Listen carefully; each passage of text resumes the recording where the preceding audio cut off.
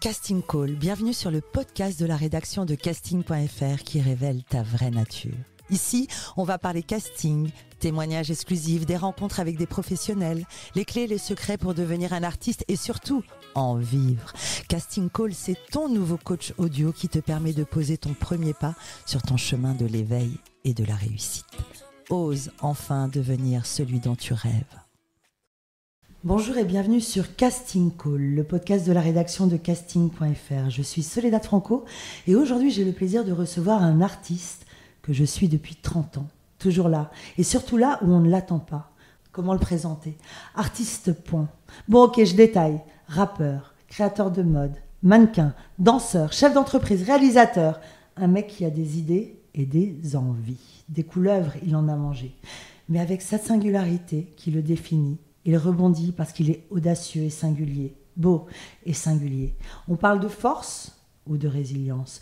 L'homme que je reçois a su conjuguer le rap et la mode en lançant la toute première marque Royal Wear. J'essaie de le dire avec l'accent. Royal Wear. Les bons connaissent. Le logo, la couronne, portée par tous. Je me souviens même de Snoop Dogg. Aujourd'hui, celui que je reçois est un artiste inspiré par une volonté créative et un amour pour la mode et le hip-hop. Le hip-hop, son premier amour, celui qui l'a poussé à se lancer dans la danse, le graphe, le rap, puis la réalisation. Aujourd'hui, ses désirs et attentes ont changé. Il transmet désormais sa vocation à son fils, qui se lance aussi dans le rap. L'ADN, ça se transmet. Sully Seyfil est à mes côtés aujourd'hui pour vous coacher. Bonjour Sully Seyfil. C'est bien Soledad, merci pour tout ce que tu viens de dire, c'est très plaisant. C'est toi. C'est bien écrit en tout cas. Une longue carrière. Cool. La devise de ce podcast est « Ose devenir celui dont tu rêves » en 2024. Qu'en est-il pour toi ? Moi je ressemble à la personne que j'aurais aimé être en fait quand j'étais plus jeune. En tout cas je suis cohérent avec ça, donc je suis bien dans mes baskets, c'est le cas de le dire, bien dans ma casquette. Ouais. Quel genre d'enfance as-tu ? Tu as grandi, je crois, en Martinique ? Alors non, j'ai grandi en France. Je suis né en Martinique, mais j'ai pas eu le temps de voir le soleil, que j'étais déjà en France en fait, parce que je suis parti, mes parents ils sont partis en France, j'étais bébé quoi, vraiment quoi. Ok, donc tu as grandi où ? Dans un premier temps dans le 94, au Plessis-Trévise, très rapidement ensuite dans le 77, pour finir dans le 75, voilà. T'avais des frères et sœurs ? J'ai un frère et une sœur, ouais, toujours. Ouais. Est-ce que tes parents étaient artistes ? Ma mère, je pense qu'elle a la graine d'une artiste et que la vie, parfois, elle t'emmène pas où tu souhaites arriver, en fait. Et pour le coup, je pense qu'elle a ça en elle, mais qu'elle n'a pas pu l'exploiter, en fait. Ouais. Elle a ça en elle, pourquoi ? Elle écoutait de la musique, elle faisait quoi ? Ouais, elle aime danser, même aujourd'hui, à son âge, tu vois, comment dirais-je, elle est dans des associations où ils font du théâtre, où ils font de la danse, ils font plein de choses. Donc, ouais, c'est en elle. Et puis, c'est vrai qu'elle chantait tout le temps et forcément, effectivement, je l'accompagnais, quoi. T'allais beaucoup en Martinique ? Est-ce que j'allais beaucoup ? Pas beaucoup, mais suffisamment pour savoir ce que c'est et pour en être amoureux. Ouais. En être amoureux ? Ouais. Et quand tu étais petit, c'était quoi tes inspirations ? Alors quand j'étais petit, tu sais, les dessins animés, ça dépend de ce qu'on entend par petit, mais en tout cas, les dessins animés font rêver, les jouets font rêver, donc je sais pas si ce sont des inspirations, mais en tout cas, je suis pas passé à côté de tout ça, quoi, tu vois. Les dessins animés t'inspirent, tu vois ce que je veux dire, pour de vrai, en fait, donc ça passe par là, quoi. T'avais des idoles ? J'ai eu des idoles à un certain âge, c'est-à-dire quand Rocky il a sorti ses films, Rocky 1 par exemple, à la même époque que Michael Jackson nous faisait découvrir Thriller. Donc à ce moment-là, oui, effectivement, je me souviens que dans ma chambre d'ado, j'avais des posters de Sylvester Stallone, de Michael Jackson, quoi, tu vois. Donc déjà, c'est du lourd, quoi, tu vois, rien que ça, quoi, tu vois. Donc quand tu étais petit, en fait, tu t'envisageais déjà artiste ou pas ? Ouais, je pense que j'avais effectivement une créativité, tu vois, parce que quand j'étais dans le lit superposé avec mon frangin, mon grand frère, c'est moi qui racontais des histoires et qui inventais des histoires pour qu'on puisse s'endormir, lui le premier en fait. Et c'est vrai que régulièrement j'inventais des histoires dans ce sens-là, quoi. Donc j'avais effectivement des idées dans la tête, ouais. Et j'en ai toujours. T'en as toujours encore. Et quel genre d'élève tu étais à l'école ? Quel genre d'élève ? Je pense que j'étais un élève qui faisait ce qu'il pouvait en fait. Mais voilà, qui ne voulait pas non plus mettre sa vie dans les devoirs et que ce n'était pas forcément une évidence. Enfin, en fonction des profs qui t'expliquent des choses, tu comprends plus ou moins bien, tu vois. Ça dépend des gens qui t'enseignent. Et pour le coup, j'avais des résultats qui n'étaient pas horribles, pas catastrophiques, mais pas suffisants pour pour tu vois, que tu sois le premier de la classe, ou que, tu vois ce que je veux dire. Mais tu pensais faire des études? Franchement, non, j'y suis très tôt que je n'allais pas faire des études éternellement, quoi. C'est trop contraignant, en tout cas pour moi. Hein. Tu vois, il y en a qui font ça brillamment et qui vont très loin. Mais pour moi, c'est trop contraignant par rapport à tout ce qu'il y avait en moi, tout ce que j'avais envie d'explorer et tout. Et ouais, trop contraignant. J'ai trop besoin de liberté et ça, c'était pas compatible avec ma façon de voir la liberté, en fait. T'avais envie d'explorer quoi, justement? Ben, j'ai envie de te dire, ça passe vraiment par la liberté, tu vois. Et c'est vrai que d'aller découvrir le monde, tu vois, ne serait-ce que de sortir avec tes potes, créer des trucs, tu vois, c'était beaucoup plus passionnant. Ça peut être n'importe quoi, ça peut être créer une cabane en bois, faire ceci, cela, enfin, tu vois ce que je veux dire. C'était pour moi beaucoup plus intéressant. Alors peut-être il y a un côté aussi naturellement manuel et aussi l'esprit, enfin, je sais pas. Mais en tout cas, l'école à proprement parler, elle n'a peut-être pas voulu de moi, en fait, parce que j'avais pas l'impression de pas, tu vois ce que je veux dire. Une fois de plus, moi, ce que je pense, c'est que c'est vraiment le professeur qui va te donner aussi que tu vas comprendre ou ne pas comprendre, quoi. C'est en fonction de la personne qui va t'enseigner, quoi. On en parlait il y a peu de temps sur certains épisodes où on se dit l'incidence que les professeurs peuvent avoir sur les enfants qui marquent la trajectoire et le destin. Absolument. C'est vertigineux, je trouve. Ouais, on ne le prend pas en compte, mais c'est vrai que c'est vertigineux, effectivement. Ouais.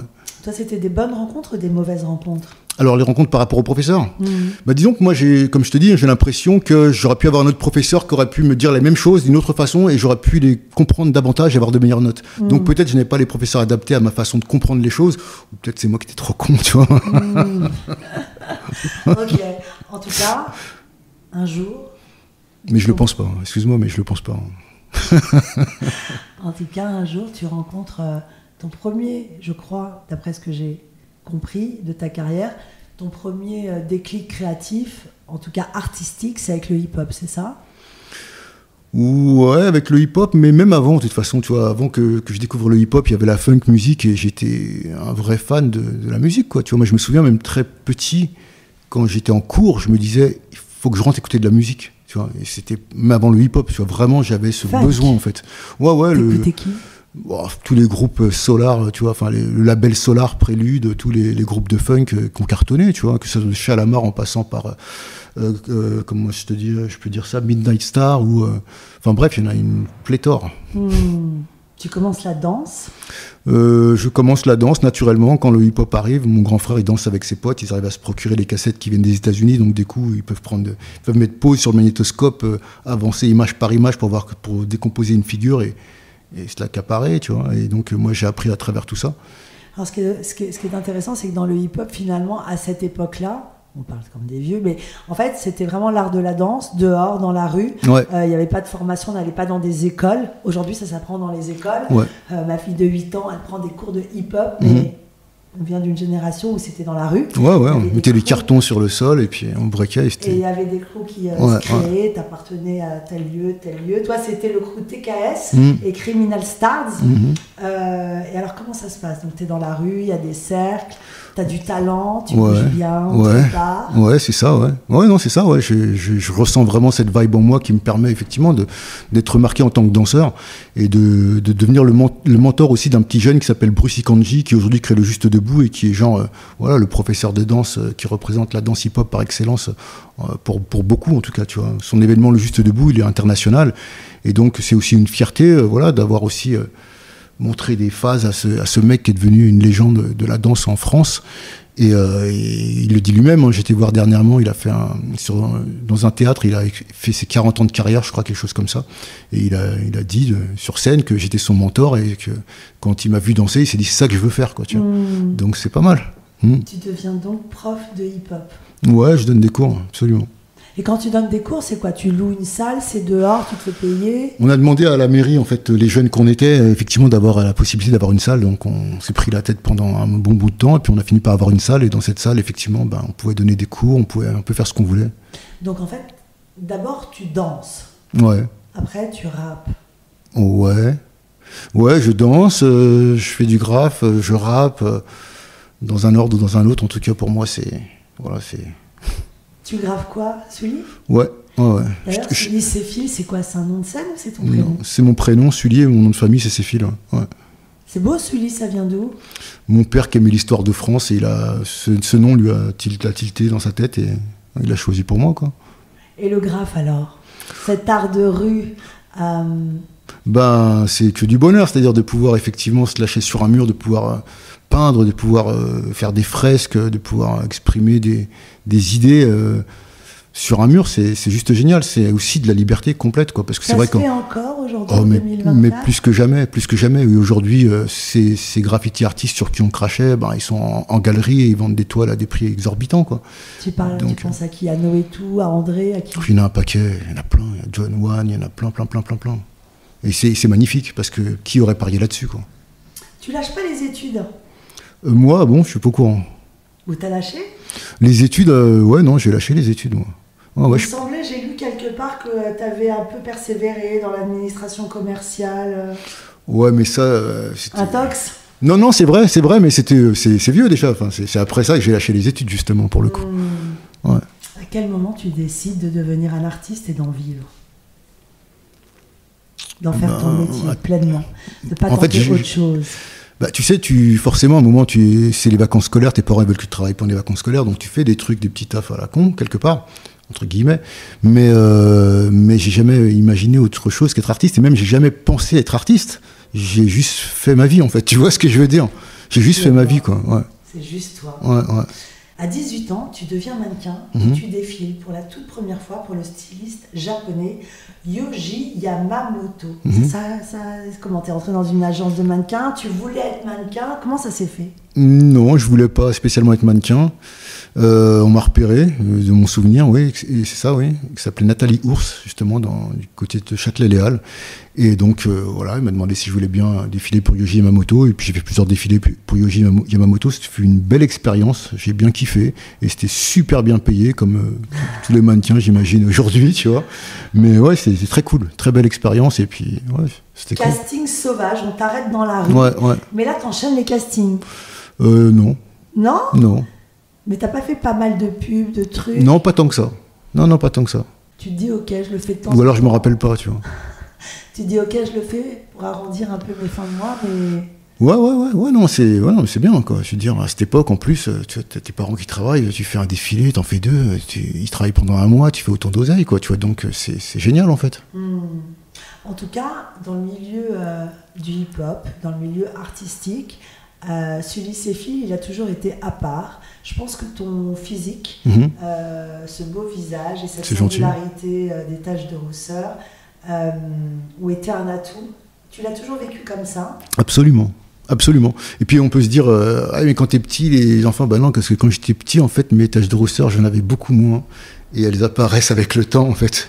Parce que je suis né, j'avais pas de taches de rousseur, pour le coup. Okay. Ouais. Donc non, je l'ai jamais vécu comme... moi, c'est ma fierté, moi, tu vois. C'est ce que je suis, en fait, tu vois. Donc tout va bien. Ça t'a ouvert des portes? Bah franchement, j'imagine que oui. J'imagine que oui. Même la première fois que j'ai signé en maison de disque, j'imagine que les mecs, ils se disent, ah ouais, il a une tête atypique intéressante et tout, tu vois. Donc oui, forcément, oui. En tout cas, les défilés, les shootings photos, c'est sympa, mais c'est pas ce que je recherche. À quel moment tu te lances vraiment dans le rap en tant que professionnel? J'ai entendu dire que tu avais travaillé à la RATP. Ouais. Tu faisais ça pour pouvoir graffer tranquille? Bah, j'en avais l'occasion, vu que j'étais le responsable de la station. Bien. Mais, ouais, plutôt pas mal. Mais sinon, oui, bah, j'ai un peu travaillé à la RATP. Puis après, comment dirais-je, à ce moment-là, je faisais pas mal de sons pour les artistes. Donc c'était cool. Et puis au fur et à mesure, Bustaflex m'a demandé de venir avec lui pour faire les premières parties de NTM en concert. Donc je prenais un congé sans solde, puis 2, puis 3, puis 4, puis trop pour pouvoir continuer à travailler. Et donc à ce moment-là, j'ai dit, bon, ben, je m'en vais, quoi, tu vois. Et je suis parti. Et là, je suis jamais revenu. T'es jamais revenu. Alors, moi, ce que j'aime, c'est ton côté chef d'entreprise. T'hésites pas. T'as fondé ta boîte de production. Royal Produ... Alors, dis-le toi. Production. Avec DJ Chine, on va dire. Ouais. Encore une fois, c'était quoi ton projet, ton intention? Alors, c'était pouvoir être indépendant, de pouvoir faire mes disques comme je l'entendais. Et puis, il faut savoir qu'à cette époque, on allait presser les vinyles nous-mêmes. Et puis, on allait dans un magasin à Châtelet-Léal qui s'appelait LTD, où il y en avait un autre, j'ai plus le nom en tête. Et tu venais avec ton carton de vinyle et tu les mettais sur la platine. Et le mec, il mettait le son à fond. Et tous les gens qui étaient dans le magasin, ils réagissaient. Et à ce moment-là, il disait, écoute, je te prends ton carton, ou bien je t'en prends 3, ou je t'en prends 4. Et donc, vraiment, là, tu tu pars de zéro pour créer ta musique, en fait, et tu vois toute la façon dont tu la commercialises, donc tu es autodidacte total. Donc, c'est cool pour un entrepreneur, pour se lancer là-dedans, quoi. Entrepreneur, mais tu es un entrepreneur extrêmement discret. Pourquoi est-ce que j'ai cette sensation que tu as toujours été très à part? Par exemple, le célébrissime That's My People de NTM, tu samples du Chopin, et je ne sais pas si les gens le savent. Tu es souvent dans l'ombre. Pourquoi c'est une bonne question. Mais bon, parce que je pense que je suis discret déjà de base, parce qu'il y a des gens qui font beaucoup de bruit. Et ça marche aujourd'hui, faire du bruit sur les réseaux sociaux, ça marche super bien. Moi, je suis un mec qui suis discret et qui a conscience qu'en étant discret, il va falloir travailler beaucoup plus et beaucoup plus longtemps pour pouvoir effectivement, éventuellement rencontrer le succès. Donc, c'est une course de fond. Et moi, j'ai choisi ça, en fait. Tu vois, j'ai choisi la discrétion et travailler énormément et que, à la fin de cette course, entre guillemets, parce que pour tout le monde, la vie, elle s'arrête un moment. Mais en tout cas, si mon timing, il est bon, je serai satisfait des graines que j'aurais plantées, en fait.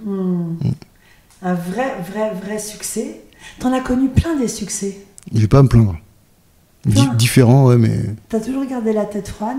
Ouais, parce que... T'as pris la grosse tête ou pas? Non. Jamais? Non. Je vois pas pour quelle raison, en fait. Tu vois, je vois vraiment pas pour quelle raison. Quelle est ta plus belle rencontre dans le milieu du hip-hop? Justement, NTM, Busta Flex. Ouais, il y a pas mal de personnes, parce que ce serait compliqué de dire, parce qu'il y a aussi dans la danse, que tu vois, dans la musique, mais si on parle que de la musique, c'est pas évident à dire. En France, mais il y a plein de belles rencontres, tu vois, parce qu'il y en a plein, et puis là, tout de suite, je pense même pas forcément à tout le monde quand je réfléchis. Maintenant effectivement, des gens qui, quand même, ont comment dirais-je, un statut dans le milieu du hip-hop et qui ont su aussi donner de la force, et Joey Starr, c'est un mec qui m'a donné de la force, tu vois. Il a fait un morceau avec moi qui s'appelle Paris est magique, il est sur mon premier album, il a porté mes fringues. Tu vois, Joey, c'est un personnage quand même, tu vois, et donc je le remercie pour tout ça, en fait, vraiment. Vraiment, ouais. Il avait créé sa propre ligne en même temps que toi, non? Pas en même temps, parce que son équipe, en l'occurrence, qui ont créé la marque Comate, ils sont venus me poser des questions sur comment j'ai fait pour créer Royal Wear. Donc c'est pour juste te dire que c'était pas en même temps. On les a conseillés pour faire leur truc et voilà. En 2001, tu sors Je voulais, ton titre phare avec, pour la petite anecdote, Audrey Fleurot, celle de la série HPI que tout le monde connaît, dans le clip. Raconte-nous l'histoire de ce clip, de ce titre. Alors, l'histoire de ce titre, en fait, il est né de la frustration de ne pas pouvoir faire vraiment ce que tu aimes dans la vie. Tu vois. À un moment, tu travailles à la RATP, tu vends des tickets, tu as envie de déployer tes ailes, en fait. Et ça peut créer une frustration quand tu es jeune aussi de ne pas être à l'endroit où tu devrais être. Même quand, par exemple, je sais pas, tu rencontres une nana, tu sors avec et tout, et tu te dis, attends, mais je vais pas lui dire que je fais ce taf-là, tu sais, t'assumes pas vraiment parce que t'es pas vraiment toi. Donc ça peut créer plein de frustrations, tu sais, t'as envie de la rendre heureuse, tu vois, de la mettre sur un piédestal et tout, tu vois. Parfois, ça passe forcément par un peu de fric pour pouvoir... je voulais qu'on ait plus de fric, que notre vie soit fantastique, tu vois ce que je veux dire. Donc je pense qu'il y a une frustration, quoi qu'il arrive, dans la vie qui peut se mettre à des moments. Et ce titre, c'est effectivement... voilà, je voulais faire de mal à personne, je voulais qu'on ait plus de fric. C'est extérioriser ce besoin de devenir l'artiste que je sais que je suis, en fait. Trouver sa place. Ouais. Donc voilà, tu vois, et dans le morceau, ça passe par un braquage. Et voilà, quoi. Enfin, tout est dit dans le morceau pour le coup. Et c'est vrai qu'à l'époque où j'ai créé la marque Royal Wear, j'ai rencontré cette fille qui s'appelle Audrey Fleurot, qui était l'amie d'un ami. Et elle était comédienne, enfin en tout cas, elle faisait des petits trucs. Et puis je lui ai proposé d'être sur le titre. Elle avait 20 ans, elle n'était jamais passée à la télé, elle n'était jamais passée au cinéma, tu vois. Donc c'est la première fois qu'elle passait à la télé. Donc c'est une petite fierté aussi, quelque part, tu vois. C'est-à-dire que tout ce qu'on...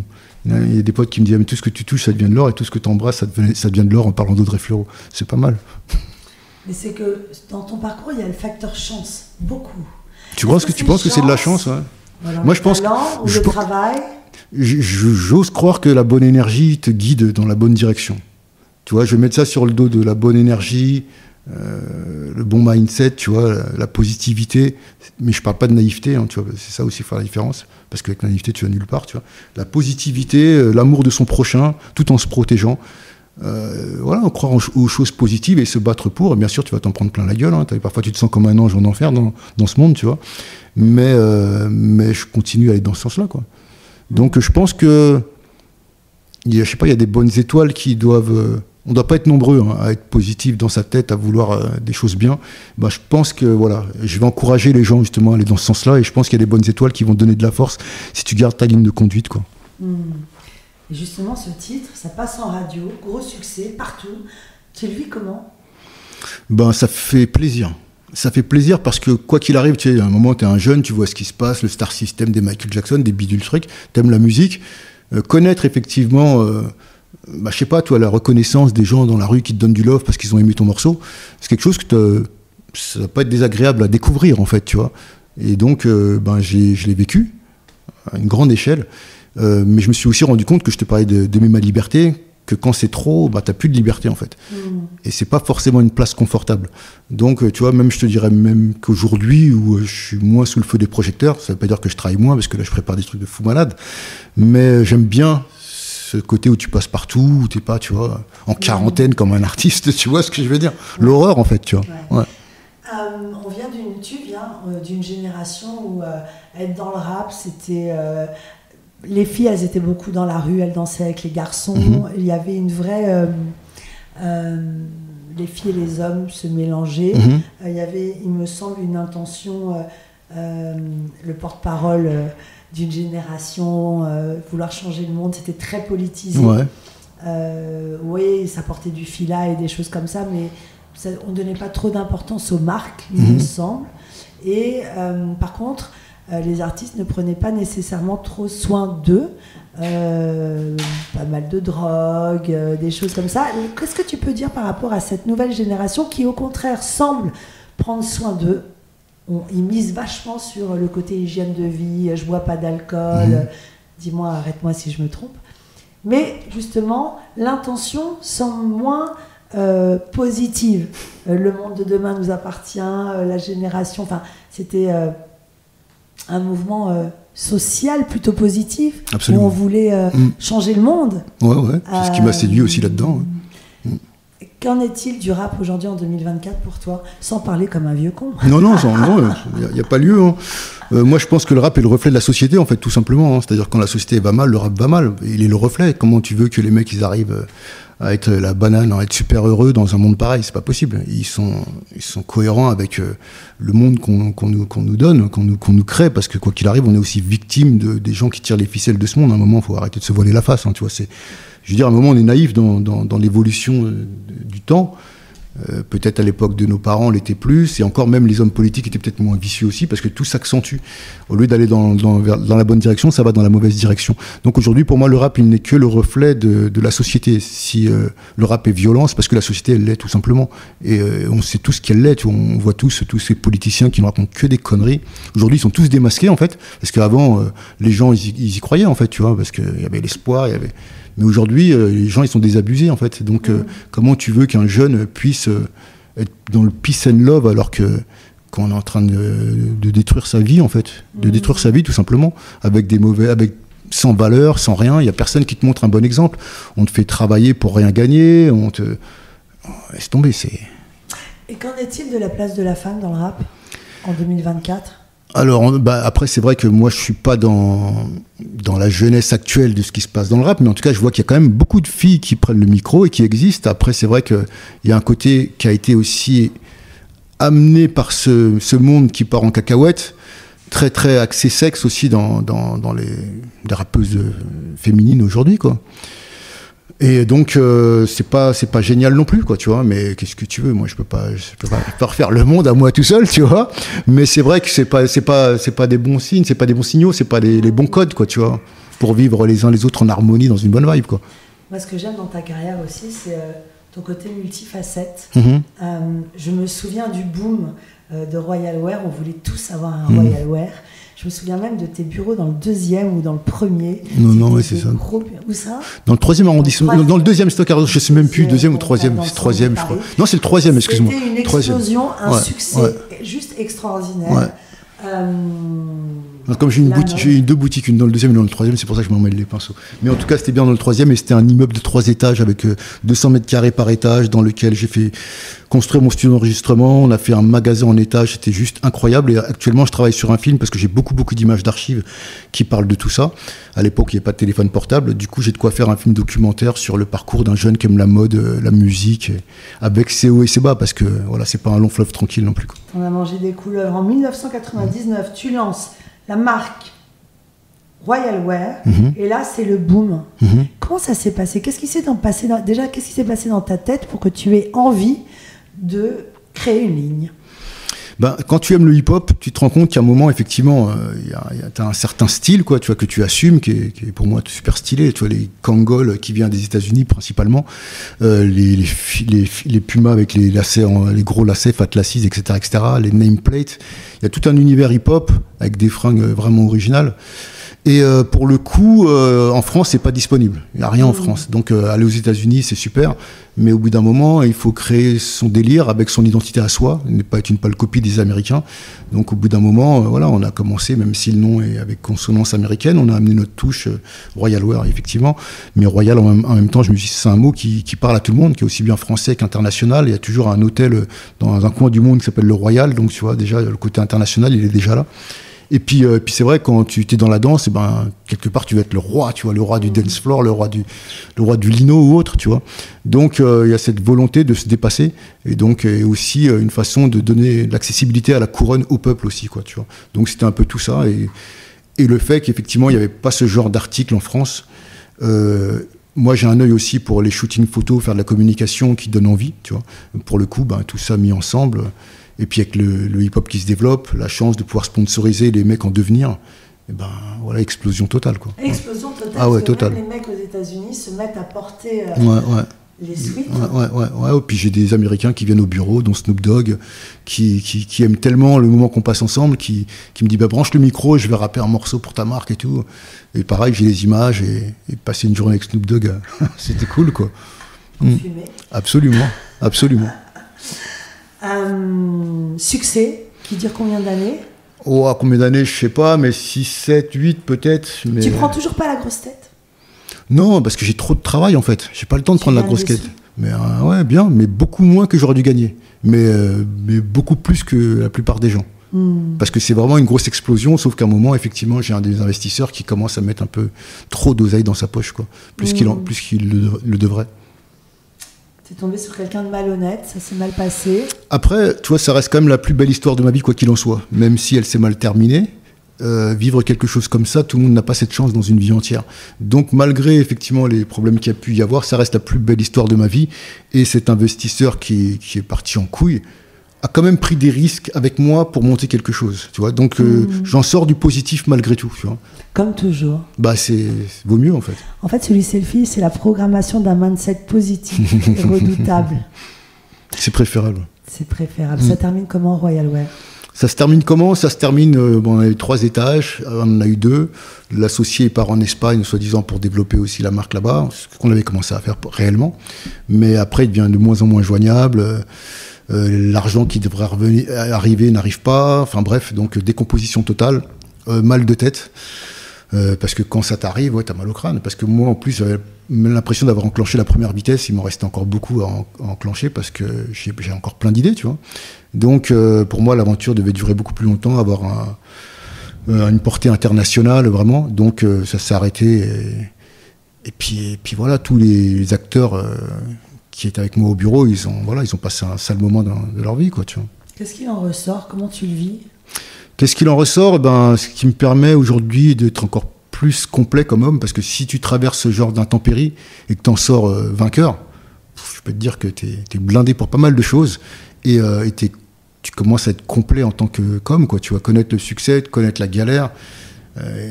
Ça te forge terriblement. Mais c'est bien. Engagements financiers. Mais c'est bien parce qu'aujourd'hui, tu vois, j'en fais un film, tu vois, c'est toujours pareil, tout ce qui est négatif se transforme en positif. J'en fais un film, et s'il n'y avait pas autant de relief, bah, il serait moins intéressant, mon film, tu vois. Donc aujourd'hui, ce qui était négatif devient très positif. Quand tu vas au cinéma, si tu vois un film où c'est le calme plat, là, il y a un relief de fou. Tu dis, non, mais c'est pas possible, tu vois ce que je veux dire. Les ressources que tu as dû sortir dans ces moments de grosse angoisse et des problèmes, ça devient des talents au final. Absolument, absolument. Et puis à un moment, je me rappelle, j'entendais du rap à la radio, j'étais obligé de baisser le son tellement j'étais traumatisé de tout ça, quoi, tu vois. Mais au fur et à mesure, après, tout ça, ça revient naturellement et tu peux encore mieux extérioriser tout ce qui s'est passé dans ta vie. Donc, tu es encore plus fort qu'avant, quoi, tu vois. Beaucoup plus fort. Parce que... Qu'en est-il de ton entourage? Parce que quand tu es à Royal Wear, j'imagine, et ce succès, beaucoup de gens t'appellent, Snoop Dogg vient chez toi, tout le monde veut le t-shirt, tout le monde vient te voir. Et quand tout s'écroule, qu'est-ce qui se passe? Quand j'entendais effectivement des gens qui disaient « Ouais, mon téléphone, il sonnait moins après, machin bidule », mais c'est trop réel. C'est trop réel. Mais en même temps, c'est pas plus mal parce que ça te permet de faire un vrai tri. Un vrai tri. Ouais, ouais. Au moins, tu vois clair. Ouais. En 2012, tu retentes. Ouais. The Street. Ouais. Alors là, c'est une marque, effectivement, je me suis dit, ok, ils m'ont pris mon royaume, mais je vais en construire un autre. Ils savent pas qui je suis, quoi, tu vois. Donc, voilà, j'ai créé une marque qui s'appelle Rock the Street, qui est la croisée, avec un logo qui est un X, la croisée des rues, des styles, des cultures, parce que l'union fait la force, le mélange, la richesse. Donc voilà, c'est la symbolique de mon logo X. Et justement, j'ai voulu rallier tous les gens qui sont mes potes. J'ai des gens très différents les uns des autres, des gens qui font du skate, du sport extrême, etc. Et donc, il m'a fallu cocher beaucoup de cases en me disant, cette marque, elle va marcher, j'y crois fort, mais dans peut-être 10, 11, 12 ans.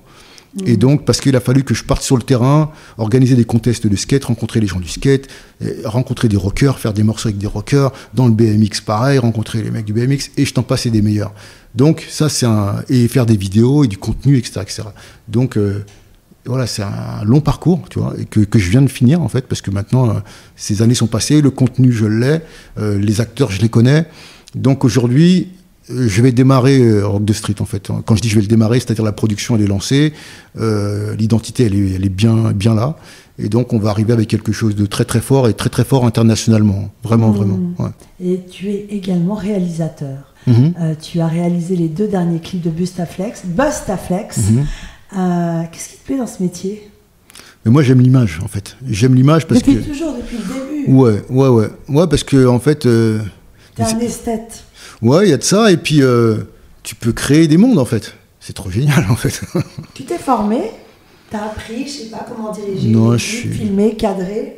Non, je pense que je suis autodidacte. Hein. Et puis quoi qu'il arrive avec ce que je faisais pour la marque Rock the Street, ce que je fais pour la marque Rock the Street, faire du contenu, forcément, naturellement. Et puis déjà à l'époque de Royal Wear, l'œil, donc au fil des années, puis c'est un peu naturel chez moi quand même, tu vois. Après, je l'ai affiné et puis... Tu nous racontais que tu prépares un documentaire. Ouais. Ce documentaire, justement, c'est quoi? C'est ta vie? Ouais, mais c'est pas juste mon nombril et moi, pour le coup, c'est aussi toutes ces rencontres avec tous ces gens, tu vois, que j'ai rencontrés dans mon parcours. Et ouais, donc ça va être très riche de plein de choses. Mais c'est vrai qu'en trame de fond, c'est quand même la vie d'un mec qui aime la musique et la mode, tu vois. Et puis qui se confronte à tout ça et qui se relève. Et c'est en trame de fond, c'est la résilience, c'est, tu vois, la motivation, tu vois, on en parle beaucoup actuellement, mais c'est un très bon exemple, quoi, tu vois, de vie, quoi. La motivation. Ouais. La motivation à ne pas confondre avec l'injonction à tout prix d'une réussite rapide et absolue. Non, parce que honnêtement, moi, je suis déjà gagnant dans ma vie, en fait. Tu vois, tout ce que j'ai vécu, j'ai gagné, en fait. C'est magnifique, je suis très content. Donc, honnêtement, réussite ou pas réussite, c'est toujours mieux de gagner de l'argent parce que c'est plus facile de vivre de tes rêves, tu vois. Mais je suis pas un mec qui veut absolument être le plus riche de la planète, tralala. Moi, t'as vu j'ai de quoi vivre un peu, tu vois, je suis déjà heureux, quoi, tu vois, c'est cool, quoi. Tu vois, il y a tellement de choses à partager avec les gens que... Ouais. Il y a un truc très joli chez toi aussi, c'est la transmission. Tu parles beaucoup de ton fils qui a 19 ans, qui est à la Sorbonne, qui lui aussi est dans le milieu artistique.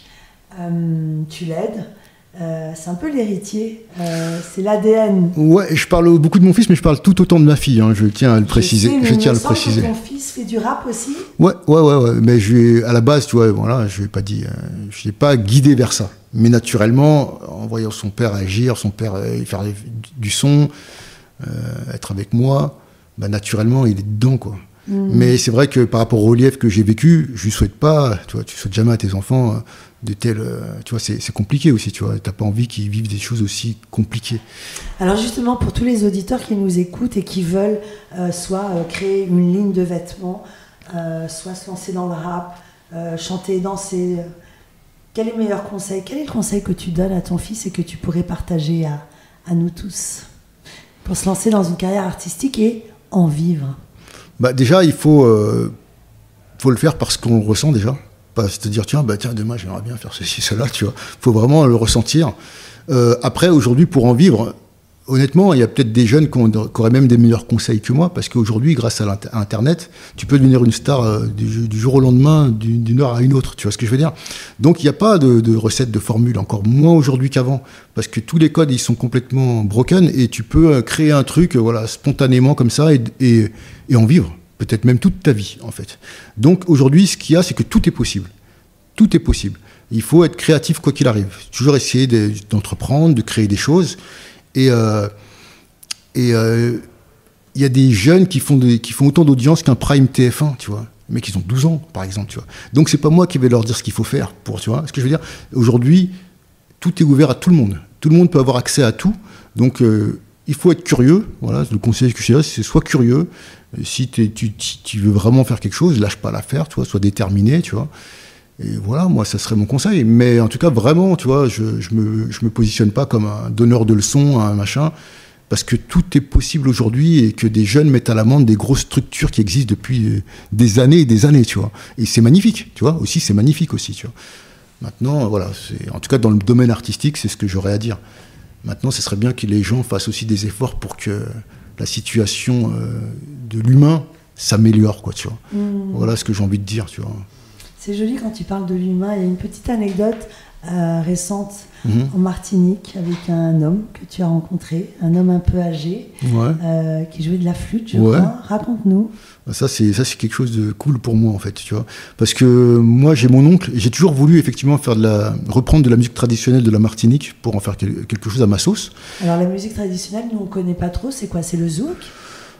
Disons qu'il y a plus ancien que le zouk, le bélé par exemple, il y a des choses comme ça, le groka, il y a des choses comme ça. Donc voilà, vraiment revenir aux sources. Et dernièrement, effectivement, j'ai toujours voulu le faire, mais jamais entendu une inspiration musicale qui me donnait envie. Et pour le coup, dernièrement, j'ai entendu une flûte et je me suis dit, mais ça me rappelle mon enfance. Et beaucoup d'Antillais, qui entendent cette flûte, oh putain, ça les touche au plus profond d'eux-mêmes parce que c'est vraiment quelque chose qui a toujours été présent sans même qu'on s'en rende compte, en fait, cette sonorité de cette flûte. Et quand j'ai entendu ce truc-là, je me suis dit, ça m'inspire, tu vois. Donc j'ai samplé la musique de cette flûte et j'ai commencé à écrire dessus et ça m'a vraiment, vraiment, vraiment inspiré, quoi, au plus profond de moi-même. Et parce que cette flûte, elle a enchanté, tu vois, vraiment, elle a enchanté. C'est-à-dire que le mec qui l'a joué en harmonie avec la nature, il a une spiritualité incroyable. Mais c'est réel, c'est pas juste des mots ce que je te dis, c'est réel, tu vois. Et quand tu entends sa flûte, elle dégage vraiment quelque chose de particulier. Si bien qu'il y a beaucoup de gens qui m'ont demandé d'utiliser son morceau, il a toujours refusé. Moi, quand j'ai, samplé ce morceau, j'ai mis mes paroles, je me suis dit, il faut absolument que je contacte ce mec, parce que ce serait dommage de laisser ça là, ou bien que je m'en serve sans son autorisation, ça m'intéresse pas, tu vois. Et donc, je suis allé sur Internet, j'ai fouillé, je trouvais une adresse mail, j'ai envoyé un mail. J'ai eu une réponse d'une dame qui m'a dit qu'elle fait passer mon information. Puis j'ai continué à chercher, j'ai trouvé un numéro de téléphone avec écrit effectivement le nom de la personne en l'occurrence. Et je me suis dit, tu sais quoi, je vais appeler, on ne sait jamais, tu vois. Et puis en fait, un jour, au début, je me suis dit, je vais attendre que mon retour de mail, tu vois, je ne veux pas faire le mec. Et puis, comment dirais-je, et puis un jour, je me suis dit, quoi, je vais appeler, j'en peux plus. Donc j'ai appelé, le téléphone il sonne. Puis dans ma tête, j'imagine effectivement. T'es dans la savane en Martinique, caméra qui va en slow motion là, et tu vois un mec dans sa maison qui décroche, qui dit allô. Et là j'ai entendu un allô d'un mec de 80 ans qui me dit à qui ai-je l'honneur et tout, tu vois. Et donc je lui explique qui je suis, ce que je fais, et puis il me dit d'accord et tout, mais après je l'ai au téléphone une autre fois, il me dit vous savez Sully, pour moi le rap c'est la musique du marteau-piqueur, machin, donc je sens que le mec est plutôt hermétique au truc, quoi. Et donc je lui dis, et puis à force de discussion, il se rend compte que j'ai autant de spiritualité que lui, quoi, tu vois, parce que lui il me parle de musique du marteau-piqueur. Et je lui dis, vous savez, nous on a dû aller en France, on s'installe en France, on a grandi, on est jeunes, on a grandi, et puis on a eu envie de faire de la musique parce que la musique c'est beau. Et si on l'a fait dans le béton, Ben, on aurait préféré peut-être la faire près d'une rivière comme vous et en harmonie avec les oiseaux et la nature, mais on n'a pas eu cette chance. Mais ça ne veut pas dire que notre intention, notre musique est moins qualitative que la vôtre en fait, tu vois. Donc je lui ai parlé un peu comme ça et donc il a fini par me dire bah, écoutez, je serai à la Défense telle date et tout, je vais venir vous rencontrer en studio et tout, tu vois. Donc j'étais au métro, on a eu rendez-vous et il est atteint de cécité, donc je l'ai vu arriver avec son bâton de pèlerin, accompagné par une dame et tout. Et puis l'image elle était forte déjà, tu vois, le mec vraiment. Et donc on l'a ramené en studio, et donc je lui ai fait écouter les trucs, on a discuté et tout, puis il est parti encore plus heureux que moi de cette collaboration. Et ce qui est beau aussi, c'est qu'on m'a fait rencontrer un des créateurs du groupe Kassav, à qui j'ai fait écouter ce morceau, et qui m'a dit que ce morceau, il est aussi fort que le morceau Zoukla c'est le médicament Nouni de Kassav. Je dis, vous n'êtes pas sérieux? Il me dit, si, je pense qu'il est peut-être même plus et tout. Il me dit, t'as vraiment de la chance qu'il t'ait donné l'autorisation d'utiliser ce morceau et de travailler ensemble, parce que c'est une page de l'histoire, ce bonhomme, quoi. Et on a de la chance qu'ils soient encore vivants. Donc j'ai vraiment un morceau de fou actuellement. Je ne veux pas juste le balancer sur les réseaux comme ça, parce que je veux vraiment essayer de lui rendre un hommage, parce qu'il mérite d'être entendu par le plus grand nombre. Et ce que j'en ai fait, j'en suis très fier, en fait, vraiment très fier. Et voilà, donc je suis en train de mettre tout en place pour pouvoir faire en sorte que, parce qu'il va faire beaucoup de bien aux gens, ce morceau, tout en place pour qu'il puisse être entendu par le plus grand nombre et puis qu'il puisse avoir une belle vie, le morceau, en tout cas. C'est ton actu donc qu'on attend? Ouais, mon actu, j'en ai pas mal en fait, hein, entre la marque, entre ça, j'ai d'autres morceaux encore, les clips qu'on me demande de réaliser. Là encore, j'ai créé un petit concept hier soir qu'on va balancer sur Internet qui est vraiment intéressant, tu vois. On a pris des pochettes de disques comment dirais-je, j'ai animé avec l'IA, tu vois, et j'ai demandé à mon pote à chaque pochette de disque, bah, il met l'acapella, en tout cas les paroles d'un mec, tu vois, et ça change à chaque fois, tu vois. Donc tu as la pochette qui change, qui se transforme, tu hallucines complet. Et à chaque fois, tu entends la voix du mec et tout, et ça fait un petit contenu pour Internet. J'ai appelé ça dinguerie, tu vois, parce que c'est vraiment une dinguerie. Hier, en allant justement au 360 Hip Hop Show, j'ai croisé Cut Killer, et je lui ai montré ça. Il est resté sur le cul, quoi, tu vois. Donc voilà, plein de petites idées à gauche, à droite. T'es une machine à penser, ou à créer. Ouais, et ce qui est intéressant, c'est que tu as toujours eu cette éthique, cette discrétion, ce recul. Et ce qu'on entend, pour les auditeurs qui nous entendent, c'est toujours cette envie de... Tu me dis comme ça, avec l'IA, l'intelligence artificielle qui fait tellement peur actuellement, toi tu as l'air de déjà la maîtriser. Moi j'adore toujours dire enquêter, rechercher, comprendre. Et je crois que c'est ton moteur en fait, aller chercher. Avec du sens de la transmission. Et lorsque tu parles de résilience et de pensée positive, quand tu parles d'aller chercher à la source celui que tu es vraiment, j'ai l'impression que tes taches de rousseur, ton identité, ça a toujours été une force en fait, comme si tu n'avais pas douté. Je me trompe? Absolument, tu as tout à fait raison. Tu as tout à fait raison. Ouais. Ouais. Qu'est-ce que tu dirais au petit Sully Céphile? Ouais, que... Comment dirais-je? Qu'il faut peut-être être moins gentil avec les gens, en fait. Tu vois, gentil, déjà, avec le mot, c'est pathétique. Aujourd'hui, dans notre société, hein, tu vois ce que je veux dire? Mais c'est un talent. Moi, je veux valoriser la gentillesse. Ouais, mais bon, c'est un mot, quand même, que voilà, aujourd'hui, il est chaud, quoi, tu vois. Moi, je suis un mec cool. Donc, je te dirais, tu vois ce que je veux dire? Parce que gentil, c'est un peu synonyme de teubé, tu vois. Donc, ça ne m'intéresse pas, en fait. Mais voilà, moins de bonté, je dirais, tu vois. Moins de bonté avec l'humain. Parce qu'aujourd'hui, tu te rends compte qu'effectivement, les humains, ils sont très, très, très peu à être comme toi, Sully. Tu vois, voilà ce que je dirais au petit Sully, en fait. Donc, prends bien ça dans ta tête, tu vois. Comme ça te permet de mieux te protéger, tu vois. Et même si c'est difficile, quand tu es une bonne personne, de l'être moins, c'est difficile, tu vois. Mais bon, j'ai su m'organiser. Mais ça n'empêche pas de rester un mec plein de bonne énergie, plein de bonne vibe, parce que ça, je le revendique et je le revendiquerai toujours, tu vois, quoi qu'il arrive. Et malgré, effectivement, tu vois, parce que tu as les forces du mal qui t'envoient toujours des choses négatives dans ta vie quand il t'arrive des galères, etc. Mais malgré ça, tu as vu, je me laisse pas faire, quoi, tu vois, je me bats contre les forces du mal et même pas peur, j'ai envie de te dire, tu vois. Tu restes invincible. Ah bah ouais, et puis même si à un moment tu te fais avoir, et ben tant pis, tu seras battu dans le bon sens en fait, tu vois. Et tu pourras toujours être fier de ça et te regarder dans le miroir, et c'est le plus important pour moi, quoi. Et irrésistible, Sully Céphile. Merci, on entend vivement ton prochain morceau. À bientôt et merci pour l'invite, c'est cool.